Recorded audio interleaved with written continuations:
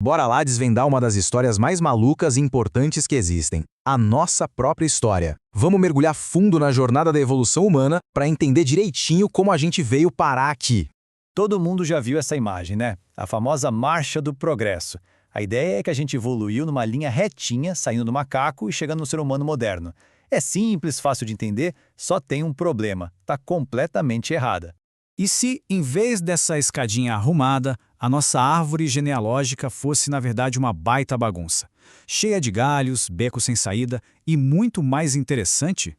Pois é exatamente isso que a gente vai ver agora.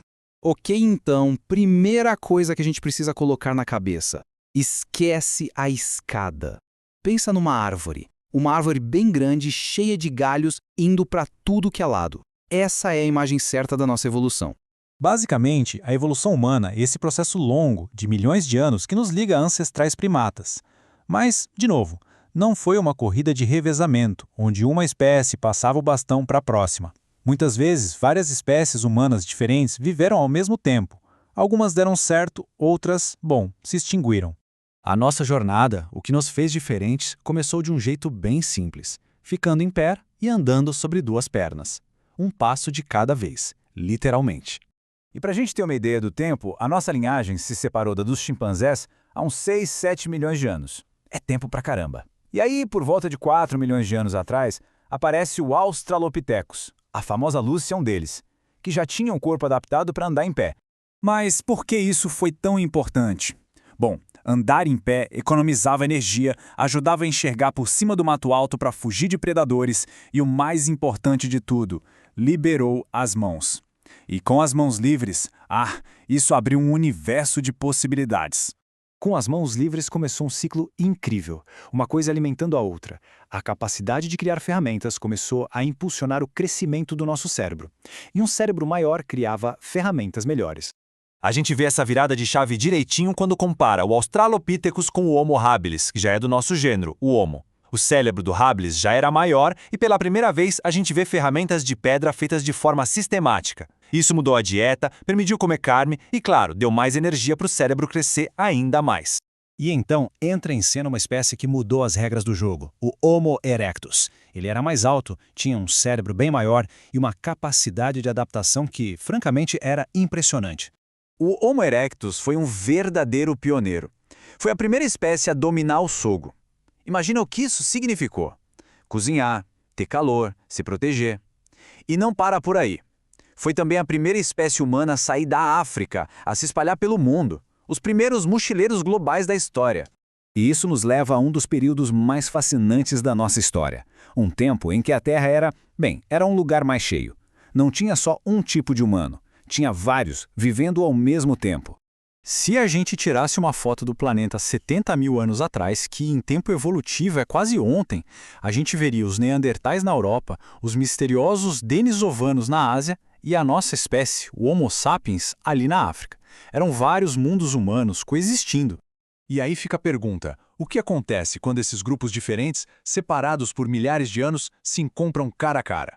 A resposta, surpreendentemente, está escrita no nosso DNA hoje. A resposta é esse número: até 2%. Populações humanas de hoje, fora da África, carregam até 2% de DNA neandertal. Isso é a prova de que nossos ancestrais e os neandertais não só se viram, como tiveram filhos juntos.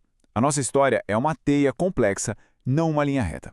Certo. Se o mundo era essa vizinhança diversa, por que hoje só sobrou a gente? O que aconteceu com os outros? Para entender isso, a gente precisa focar na história da nossa própria espécie. Nossa certidão de nascimento como espécie é da África e data de uns 300 mil anos atrás. É o que os fósseis mais antigos, lá do Marrocos, nos dizem.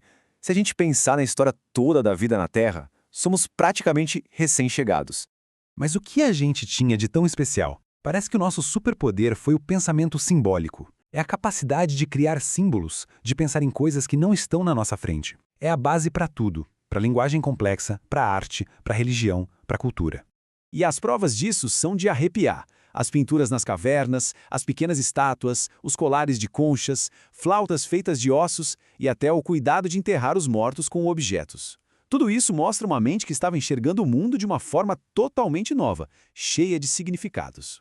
Com esse upgrade mental e cultural, nossos ancestrais estavam prontos para dominar o mundo. E foi o que eles fizeram.